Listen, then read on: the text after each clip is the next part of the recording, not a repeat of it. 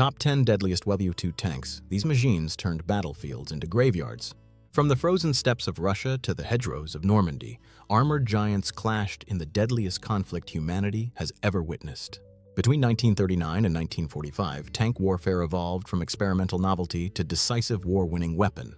Today, we're counting down the 10 deadliest tanks of World War II, the iron beasts that struck terror into enemy hearts and changed the course of history forever. When brute force met battlefield necessity, these armored titans answered the call. Number 1. Churchill, known as the British Bulldog. This was Britain's answer to impossible terrain. The Churchill tank wasn't fast. It wasn't flashy. But what it lacked in speed, it made up for in sheer stubbornness. This heavy infantry tank could climb slopes that would leave other tanks spinning their tracks uselessly. Its armor, reaching up to 152 millimeters in later variants, could shrug off punishment that would destroy lesser vehicles. At the Battle of Longstop Hill in Tunisia, Churchills crawled up terrain the Germans considered impassable. They appeared behind enemy lines like ghosts made of steel, turning defensive positions into death traps. The Churchill wasn't just a tank. It was a statement that Britain would never stop coming. Number 2.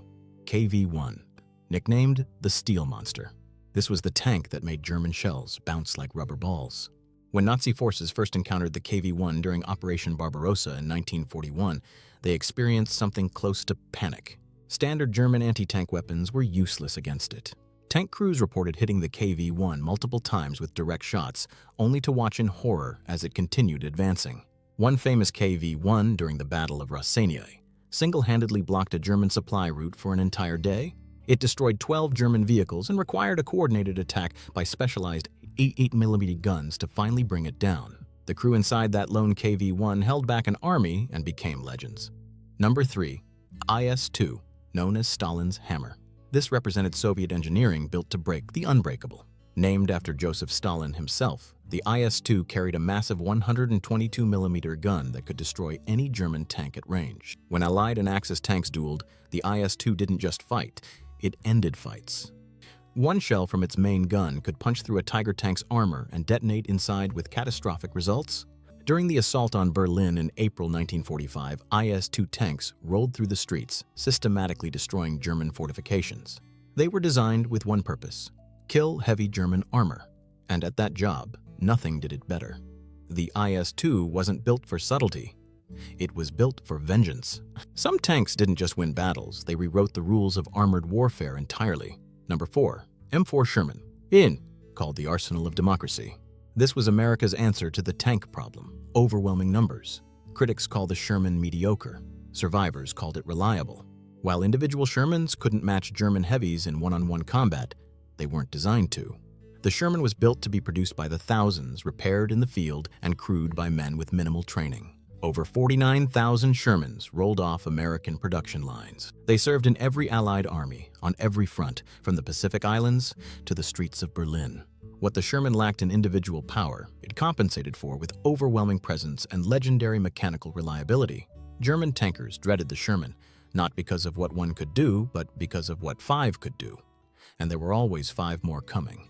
Number 5, T-34, known simply as the War Winner. This was the tank that broke the Wehrmacht's back. Military historians argue endlessly about the greatest tank of World War II, but the T-34 ends most debates before they begin. Its revolutionary sloped armor made shells deflect at angles that defied logic. Its wide tracks conquered Russian mud and snow that swallowed German tanks whole. When German forces first faced the T-34 in 1941, they had nothing that could reliably penetrate its armor. German engineers scrambled to develop new weapons and new tanks to counter it. The Panther tank exists entirely because the T-34 was so terrifyingly effective. Over 84,000 T-34s were produced during the war.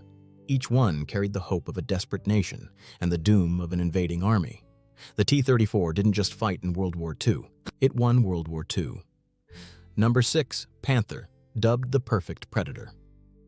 This began as Germany's answer to the T-34 but became something even more dangerous. Born from desperation after encountering Soviet T-34s, the Panther combined German engineering precision with lessons learned from their enemies. Its 75mm high-velocity gun could destroy Allied tanks at ranges where return fire was futile. Its sloped frontal armor, directly copied from Soviet design philosophy, created a nearly impenetrable steel wall. On the eastern and western fronts, Panthers established kill zones where Allied tank advances went to die. At the Battle of the Bulge, Panthers spearheaded German offensive operations, ripping through American lines. But the Panther carried a fatal flaw: complexity. Its sophisticated engineering made it unreliable and difficult to maintain. Many Panthers died not from enemy fire, but from mechanical failure. The Panther was a masterpiece, but perfection rarely survives the chaos of war. These tanks transcended metal and ammunition. They became myths. Number 7 Jag Panther, known as the Tank Destroyer King. When the Panther chassis met an 88mm gun, nightmares were born. The Jag Panther represented the absolute peak of tank destroyer design. Its low profile made it nearly invisible until it was far too late. Its 88mm PaK-43 gun could destroy any Allied tank at over 2 kilometers before enemy crews even knew death was watching. Jag Panthers operated as ambush predators. They would position themselves along expected Allied advance routes, wait in perfect concealment, and unleash devastating first strikes. By the time Allied tankers realized what was happening, burning vehicles already blocked their path forward. Only 415 Jag Panthers were ever built, but those 415 machines claimed kills far out of proportion to their numbers. The Jag Panther didn't hunt tanks, it executed them. Number 8. M26 Pershing, called America's answer. This tank arrived late, but it arrived with fury. For years, American tankers faced German Panthers and Tigers in their undergunned Shermans. They watched their friends die in vehicles that couldn't fight back fairly. The M26 Pershing was built from their frustration, their sacrifice, and their blood. Its 90mm gun finally gave American crews the firepower to face German heavies on equal terms. Its armor could withstand hits that would have destroyed Shermans. When Pershings finally reached combat in February 1945, they immediately proved their worth. In the famous Cologne tank duel, captured on film, an M26 Pershing engaged a Panther at point-blank range in the city streets. The Pershing's crew emerged victorious, demonstrating once and for all that American tanks could kill German cats. The Pershing arrived too late to change the war, but for the crews who finally had a real weapon, it changed everything. Number 9. Tiger Shinki ni Sitian, feared as the Iron Beast. One name, one silhouette, absolute terror. The Tiger didn't just dominate battlefields, it dominated minds. Allied tank crews learned to fear its distinctive boxy shape. They learned that their rounds would bounce uselessly off its 100mm frontal armor. They learned that its 80mm gun could kill them from distances where they couldn't even return fire. Tiger ace Michael Wittmann, in a single engagement at Villers-Bocage, destroyed 14 tanks and 15 other vehicles in approximately 15 minutes. One Tiger, one crew, an entire British armored advance, shattered. The psychological impact of the Tiger exceeded even its formidable technical capabilities. Tiger fear became a documented phenomenon. Tank crews would retreat at the mere rumor of Tigers in the area. Infantry would abandon positions rather than face the approaching steel monsters. Only 1,347 Tiger Is were ever produced, but each one wrote its name in fire and blood. The Tiger I wasn't just deadly, it was death itself. Number 10, Tiger II, known as the King Tiger, the apex predator, the undisputed heavyweight champion of World War II armor, more firepower. The legendary 88mm KWK-43, capable of destroying any enemy vehicle at ranges exceeding 2 kilometers. More terror, because if the Tiger I was a nightmare, the Tiger II was the thing that made nightmares afraid. When King Tigers appeared on the battlefield, Allied commanders faced impossible decisions. Frontal attacks were suicide. Flanking maneuvers required coordination that combat chaos rarely allowed. Air support became the primary solution, because ground forces simply could not kill the King Tiger reliably. At the Battle of the Bulge, King Tigers spearheaded the last great German offensive. They crushed through American lines like steel tsunamis, leaving burning vehicles and shattered resistance in their wake. But the King Tiger carried the seeds of its own destruction. Each one consumed enormous resources to produce. Each one drank fuel that Germany couldn't spare. Each one required maintenance that frontline conditions couldn't provide. They were simply too expensive, too complex, and too few to change the war's outcome. In the end, the King Tiger represented Nazi Germany itself, terrifying power undermined by impossible logistics and strategic blindness. The King Tiger was the deadliest tank of World War II. It killed everything it faced, and still, it wasn't enough. 10 tanks, 10 engineering marvels, 10 instruments of destruction that shaped the deadliest conflict in human history.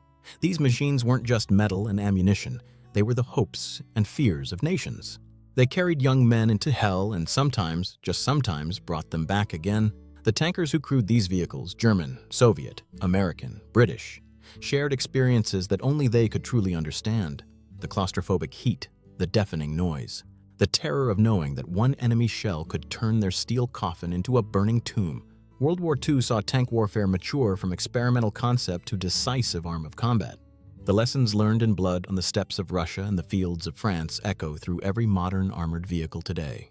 But beyond the technical specifications, beyond the kill ratios and armor thickness, there remains a simple human truth. These tanks were crewed by men who were someone's son, someone's husband, someone's father. Every statistic represents a life changed or ended forever. The deadliest tanks of World War II remind us not just of human ingenuity, but of human cost. Now I want to hear from you. Which tank do you think deserved a spot on this list? Was there a legendary vehicle we missed, and which tank would you least want to face across a battlefield? Drop your answers in the comments below, and if you learned something new today, make sure to smash that subscribe button so you never miss another video. Until next time.